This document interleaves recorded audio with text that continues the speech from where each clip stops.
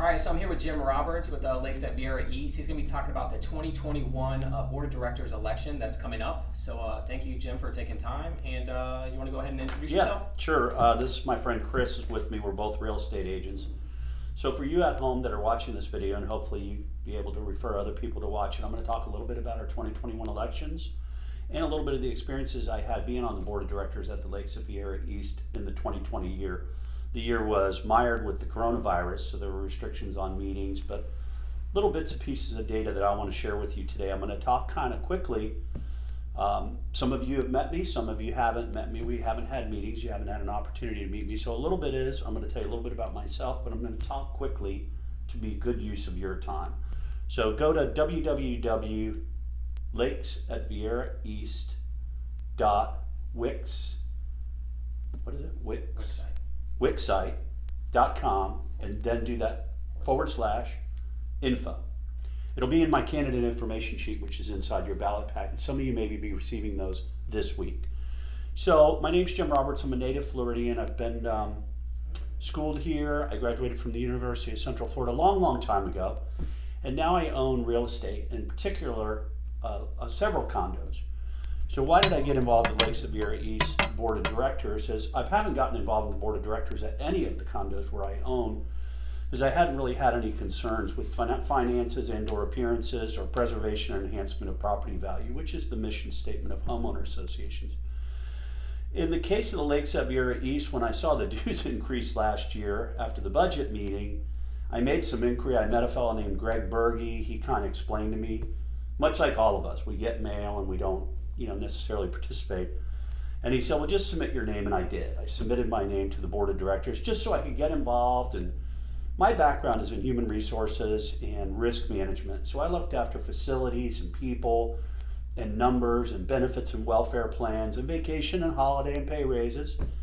But I had, in looking after facilities and interacting with humans, we've all heard the stories, Board of Directors, condo commandos. I didn't get into it for that reason, but I did want to get into a little bit of the weeds for the association on behalf of 200 different people owned in our association. So it's not a little 10-member condo. It has great consequence when the decisions are made. Now our Board of Directors is only made up of 3 people. As you can imagine, a majority vote is just 2 people have to say yes to something, no input from the membership, in order to accomplish things. There's some exceptions to that, but now my past experience with boards of directors, both corporately and as a volunteer leader, I've served on a bunch of different board of directors, and primarily I've been selected to serve in the top leadership position as a volunteer, so president. So when I made my inquiry to serve on the board, and Greg encouraged me to run, I submitted my form, and it was interesting because he called me up the next day and he said, you're on the board.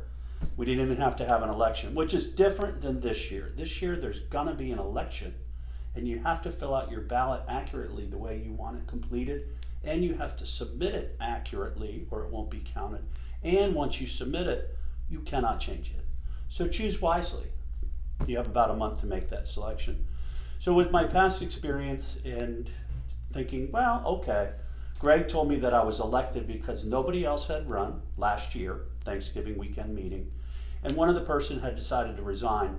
The 3 people that were serving on your board in 2019 and prior into 2015 were the same 3 people for 3 jobs for basically a 5-year period.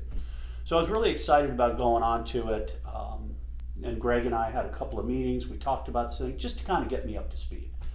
I reached out to one of the board members who I had never met, and he was very welcoming, and we scheduled a meeting, but then that meeting got canceled. I guess he was concerned about state of Florida sunshine law violation, but at the end of the day, there's a couple of board members that I served with this year. There's no secret, it was myself, Henry McCoy, and James Schuster. So I wasn't able to advance meet James Schuster, but I had met Henry McCoy. A couple, 3 years ago, there was a change in our water billing system. You know how we used to be an aggregate billing community for water? It was in your dues. And that board of directors, 2 votes to 1, or maybe all 3, voted to transfer our water billing system to an individual unit system. Meters were installed by a company named EBS. Monthly, digital readings are taken. The company's in Ohio.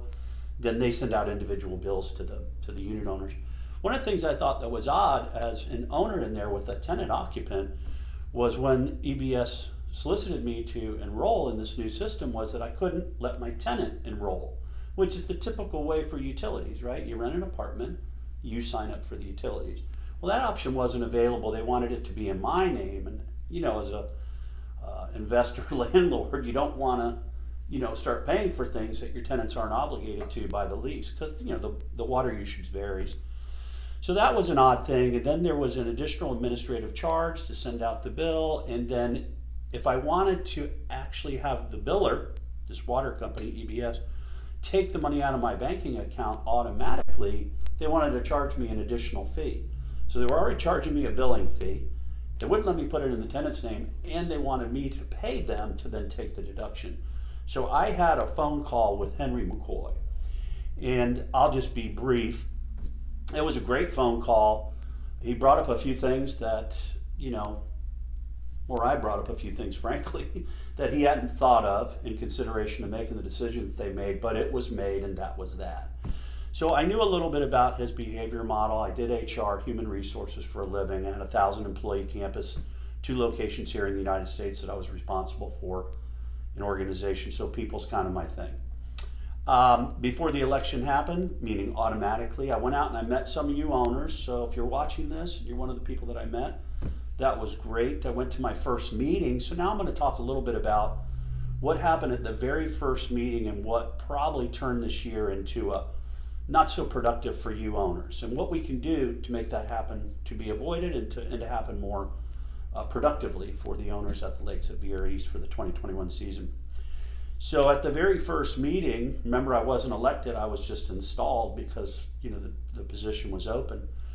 I did raise a question. In my research, preparing to be on the board, meeting with Greg and hearing from you owners, an issue was raised that I researched, and part of my job in human resources was to manage the legal department. So legal's kind of my thing, and I reviewed the statutes and our governing docs. Our governing documents are 4 component documents: the articles, the declaration of condominium, the bylaws, and the rules and regs. And reviewing that and talking with a couple of my friends that are attorneys, they were like, yeah, this person that's serving on the board is not eligible to serve on the board. So I raised the question, just to raise the question, so we could fix it. But the person that the question was raised about didn't take it that way. They became very defensive. And over the course of the next several weeks, from the very first meeting, they were kind of hostile verbally, non-cooperative, kind of dug in, and I understand that. It seemed like I was personally attacking the person, and I just wanted them to be doing what the documents and the statutes require. I think that probably set us on a course, so to speak, sailing across the ocean that was at odds. He at one end of the ship, me at the other end of the ship, which was very unproductive. I attempted to involve Keys Property Management, but they weren't really successful managing that. Of course, the coronavirus came along. That was about St. Patrick's Day, and it's sad that I have to remember how our country began its shutdown on I'm Irish heritage, that it happened on that Tuesday, St. Patrick's Day. But in fact, it did, and the board stopped meeting. And so I've only been to 2 meetings since my election on Thanksgiving weekend in 2019. Those 2 meetings were a little bit rancorous, mostly because the people that come to meetings, they come, those people that come to a meeting maybe to participate, or maybe they're allies with. I was a new guy. I had raised a legal issue, which turned out I was correct. The association was not. He remedied the issue by recording the deed. That was the issue. He had to record the deed in the public space so that he could become what's called a record owner of legal title. But it didn't really fix anything, especially when we stopped meeting. So I want to talk a little bit about, since we stopped meeting, and what you can do about making sure that your community operates a little bit better this next year in 2021. So when we stopped meeting, a couple things kept happening that I was concerned about. How corporations work, folks, is you elect a board of directors. Our condo is a corporation, by the way. It's registered with the state of Florida. And you elect a board of directors, and it's their basically their number one job, if you read in our governing documents, is to operate in a prudent and fiduciarily objective way to look out for the interests of the members of the corporation. There are 200 of us and our family members, or other deed holders. And so we're objected to, or objectived to serve those members in an unobjective, unbiased, and non-selfish way. So as I attempted to try to gather information during the not having meetings and ask questions, and I think just some of that harbored defensiveness kept the books closed. And I really wasn't fully able to look into our association business the way I would have liked to. I'm willing to remain available. It's a volunteer job. I don't need to be on the board of directors to help our association. In meeting the people before the election and meeting the people since the election, not just at the 2 meetings I went to, people calling me. There were some hokey kind of efforts that went on in the community. Someone installed cameras. There was never a board of directors meeting to discuss this, potentially legal issue.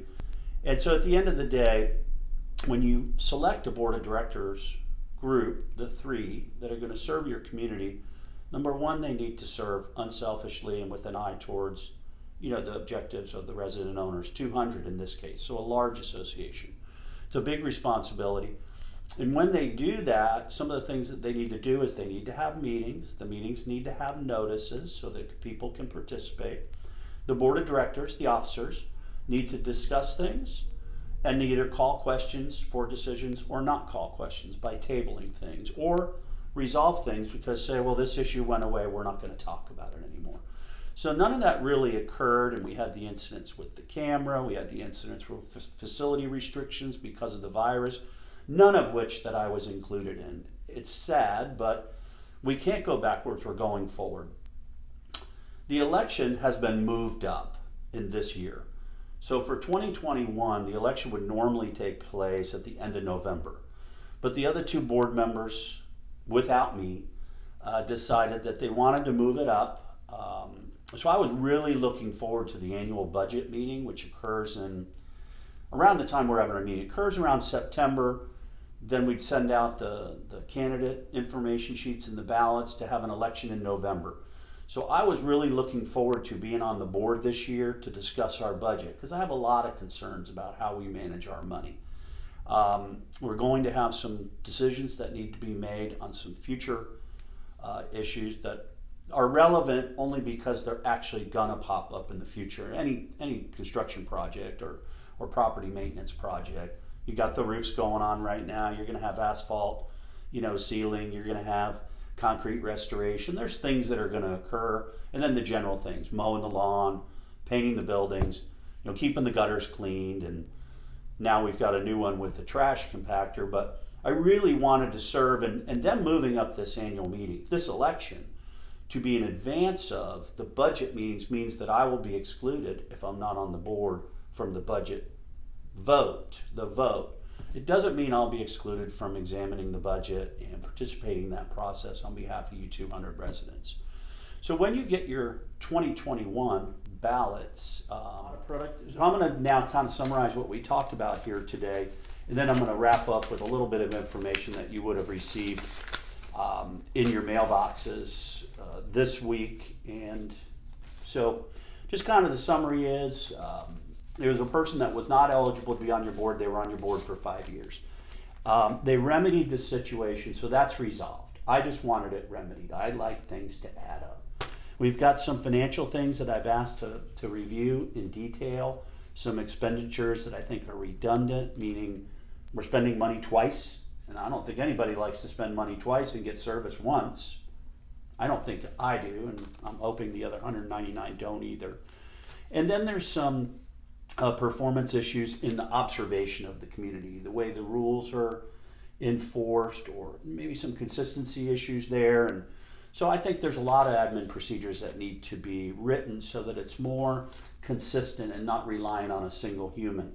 Albeit, Mr. Schuster and Mr. McCoy have been loyal, dedicated, helpful, available resident volunteers by serving on the board of directors, but just a lot of, not the decisions are bad. They may just be a little bit incomplete. So what I'm going to be recommending to you this year for the 2021 year, and remaining available, I don't need to be on your board. In order to make the board effective, you need to vote in 2 people that are going to work well together, much like Mr. McCoy and Schuster have in the past. A third person can be anyone you choose. I'm going to make a couple of recommendations. This based on actually meeting with past presidents and past officers of our association that still reside in the area or in the community. So at this time, what I'm going to do is I'm going to show you what your ballot packet's going to look like. There's already a video on the website. Chris, thank you for helping me prepare this and turning it into snippets. You're welcome. These are all for you residents to make a fine decision. Now, you're going to get an election packet, and I've already got a little video about this. And the first 3 pages are going to be 2 pages of a kind of a welcome to the second notice, and then a description that continues on to the second page about how you would file and what the purpose of your limited proxy is, which is page 3. And I don't know the exact order you're going to find all these items in your packet, but that's those 3. That's the high, some instruction into page 2, and page 3 being the limited proxy. And if you want to file your limited proxy on that topic, you're going to submit that in the white envelope. So that's the white envelope for the limited proxy. The purpose of a limited proxy is not to elect directors. You have to do it entirely, in order for your vote to be counted, the balloting process, which will be the yellow envelopes I'll talk about next. But this is just so that in the event you're not going to be there, you're giving someone through the limited proxy form into this envelope the right to speak for you in attempts to try to reach a quorum. A quorum would be 50% plus 1. It's rarely achieved, and in our case, that means 101 people in attendance or have submitted their limited proxy. The agenda for the annual meeting, if you notice, there's no real new business on it for that reason. Historically, it's never really, been a place for new business. So, but that's up to you if you want to do your limited proxy. Now, the most important part of the election this year is going to be your 2 yellow envelopes. You're going to get 2. I'll explain those. You're going to get a large white envelope. We'll show you what that is. And then you're going to get this ballot information sheet. I'm going to pick that paper up, but this ballot information sheet. The ballot information sheet, folks, I reviewed it, and having been a corporate guy, I thought it was very confusing. I expressed some of those concerns to the administrator of the election, and they elected to proceed with the way it is. So I'm going to just break it down into simple terms so that your vote counts. Remember, in order to vote into this board of directors, there are 7 candidates now. In order to vote into this board of directors, because there are 7 candidates for just 3 jobs, you can only select 3 people. In order for the board to have a good, healthy working relationship, 2 of those people, 2 votes, would be a majority in making decisions. Should be people with experience and that work well together. So my recommendation is going to be on 2 specific individuals that have served on our board and served our community quite well, and for many years in rotating positions of leadership, president, treasurer, different things. So very capable people, and as you know, it's been promoted to me that the association is a very strong, healthy position, not just financially, but which I want to review in more detail and wasn't really given the opportunity to do that. But I don't really think we have a lot of the simple administrative and information sharing procedures, or like a newsletter or things posted onto the website where you community members can hear more about what's happening. As far as I understand, there's no real social activities. Again, there's some appearance of inconsistent administration regarding the rules and procedures, use of storage areas, enforcement of rules. Again, I was not given the opportunity to examine that in the detail that I'm used to for a campus, for the reasons I outlined earlier, being the 1 vote outside of the 2 votes. So for this year, I'm going to show you how to do your ballot real quick, and then I'm going to tell you what my recommendation is. So you're going to get a ballot or candidate. So I'm going to say there, ballot. Anyway, please circle 3 candidates, and there are 7 names. They're alphabetical by their surname or last name. So you'll select 3 people. You'll take this envelope. It will only be counted if you make no other markings on it. You fold it so that it'll fit into the yellow envelope that has big black letters, ballot. You have to place it in there and then seal it. So you're going to place it inside of this ballot envelope, right? You're going to seal that, however you do it, washcloth or sponge. Once that's sealed, you have to place it inside of this envelope. This is an envelope that's going to be returned addressed to Keys Property Management. We'll call that the registrar for your ballots. If you seal your ballot and you place it in this envelope and submit it to Keys Property Management, it can be done by hand. It will be considered final. There's no changes. Mail it, they get it, no changes. So you may learn things in the coffee talks in our community over the next month that you may want to, I want to reserve my opinion for who I want to vote for, which I encourage you to do, because you can hand walk it over, or rather, ballot inside a larger envelope. You can hand walk it to the election or to Keys, or you can mail it. Again, you can't change it once it's been received by Keys. Having said that, this larger yellow envelope, you can see the size difference a little bit. I don't know, I'm kind of nervous, I don't do this for a living.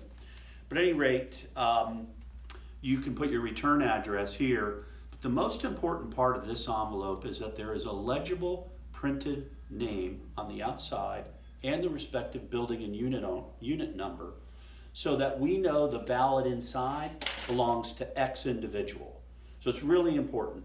Printed name, building and unit, and then you must sign it. So it has to have a signature or well.